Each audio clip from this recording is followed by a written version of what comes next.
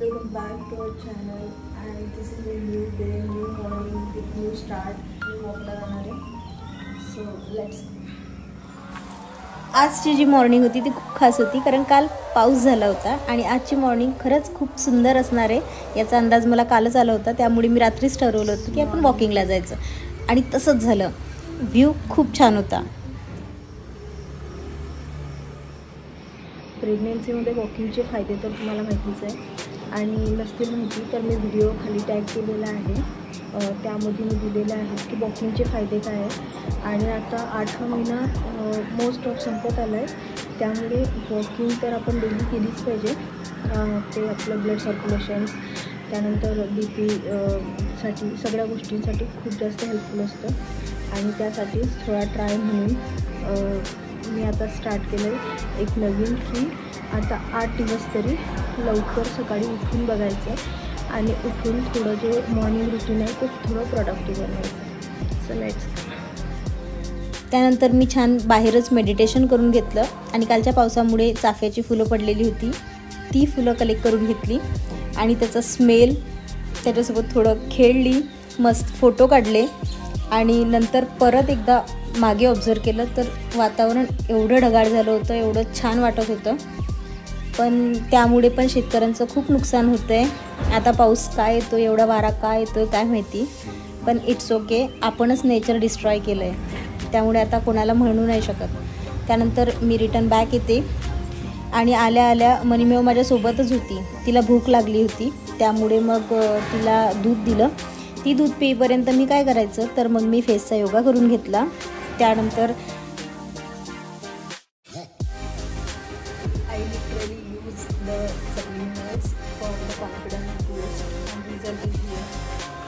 माठामध्ये पाणी भरून घेतलं. हायड्रेशनसाठी एक ग्लास पाणी पिऊन घेतलं.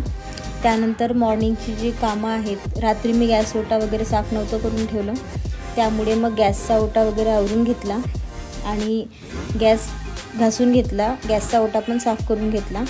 त्यानंतर घरातील जो केर कचरा होता तो पूर्ण काढून घेतला. भांडे लावून घेतलेत आणि त्यानंतर भांडे वगैरे सगळं झाल्यानंतर मला भूक लागली होती त्यामुळे मग थोडं ब्रेड आणि जाम असं एक कॉम्बिनेशन मॉर्निंगला खाल्लं. कारण मला ड्रायफ्रूट्स जे आहेत ते नाही सांगितलं आहे. ड्रायफ्रूट्समुळे थोडं मला प्रॉब्लेम होत होता त्यामुळे डॉक्टरांनी नाही सांगितलं आहे आता खायला.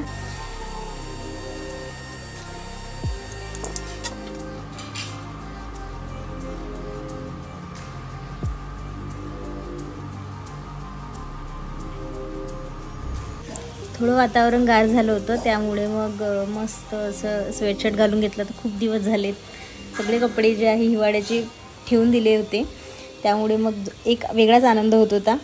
बाहेर पण वातावरण खूप छान झालं होतं आणि स्वामी समर्थांचं पारायण बसवलेलं आहे त्यामुळे मग दिवाबत्ती करून पारायण जे आहे ते 3 अध्याय वाचून घेतले. जप वगैरे करून घेतला. त्यानंतर चहा सगळ्यांसाठी चहा ठेवला मॉर्निंगला आणि त्यानंतर जे फुलं आणले होते ना तर त्या फुलांसोबत असं काहीतरी खेळत बसली आणि असं एकदम छान असं डेकोरेटिव्ह बनवलं. स्वामींची प्रचिती खरंच खूप महान आहे आणि ती शब्दात सांगताच येत नाही. नाश्त्यामध्ये आपण बनवायला घेतलं आहे रातची जी शिळ्या चपात्या होत्या त्या पोळ्यांचा चिवडा. मला आवडतो त्यामुळे मग थोडं कांदा वगैरे एक्स्ट्रा टाकल्यानंतर खूप छान लागते. असं तिखट मस्त गरमागरम असं चिवडा बनवला. नाश्ता वगैरे करून जेवण वगैरे करून दिवसभर काहीच काम नसतं, मस्त लोळत बसायचं निवांत आणि सगळे कामं इव्हिनिंगला स्टार्ट होतात. तर चला बाय. Thanks for